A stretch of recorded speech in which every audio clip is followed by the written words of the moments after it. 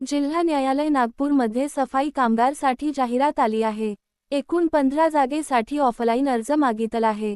सफाईगार या पदासाठी वेतन श्रेणी 15,000 ते 47,600 राहणार। ह्या पदासाठी किमान 7वी पास असावा।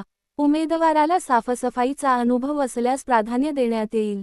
जर न्यायालयात काम केल्या असल्यास विशेष प्राधान्य देण्यात येईल। उमेदवाराची वयोमर्यादा खुला प्रवर्गासाठी किमान 18 ते कमाल 38 वर्षे आणि राखीव प्रवर्गासाठी किमान 18 ते कमाल 43 वर्षे असणार आहे। अर्ज भरण्यासाठी फीस 300 रुपये सर्व प्रवर्गासाठी एवढे असणार।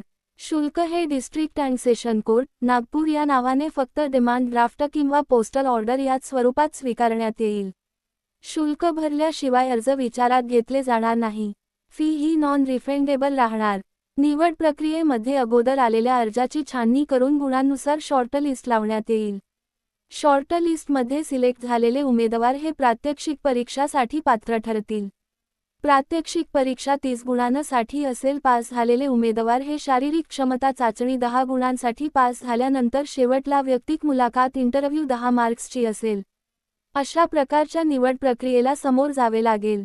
वरील सर्व प्रकारच्या परीक्षेसाठी वेळापत्रक जिल्हा न्यायालय नागपूर यांच्या संकेतस्थळावर वेळोवेळी प्रसिद्ध करण्यात येईल।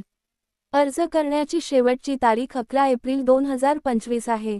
उमेदवाराने अर्ज हा जिल्हा व सत्र न्यायालय नागपूर यांच्या अधिकारावरून डाउनलोड करून घ्यावा लागेल। जाहिरातीमध्ये दिलेल्या परिशिष्ट मधील दिलेल्या नमुन्यानुसार भरून त्याला स्पीड पोस्टाने प्रबंधक, जिल्हा व सत्र न्यायालय Nagpur, Akashvani Chowk, civil line, Nagpur, pin code 4,40,001 ह्या पत्त्यावर पाठवावे। अर्ज हा फक्त स्पीड पोस्टानेच स्वीकारले जातील याची उमेदवाराने नोंद घ्यावी।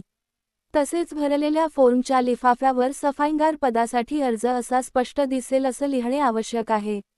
उमेदवाराने अर्जासोबत डिमांड ड्राफ्ट किंवा पोस्टल ऑर्डर वगळता कोणतेही कागदपत्र जोडू नये। तसे केल्यास अर्ज विचारात घेतला जाणार नाही। उमेदवाराने याची नोंद घ्यावी। सफाईगार पदासाठी 7वी मधील गुण टाकणे अनिवार्य राहील। जर उमेदवाराकडे गुणपत्रक नसेल तर काल्पनिकरित्या 50% गुणांची नोंद अर्जामध्ये भरावी। जर कुणाकडे 7वी पेक्षा जास्त शिक्षण असेल त्यांनी 7वी, 10वी, 12वी, पदवी अशा क्रमानुसार नमूद करावी। उमेदवार धारण केलेली उच्च शैक्षणिक पात्रता नमूद करणे बंधनकारक आहे।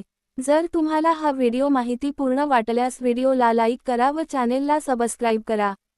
तुमच्या काही अडचणी असल्यास कमेंटमध्ये सांगा। धन्यवाद।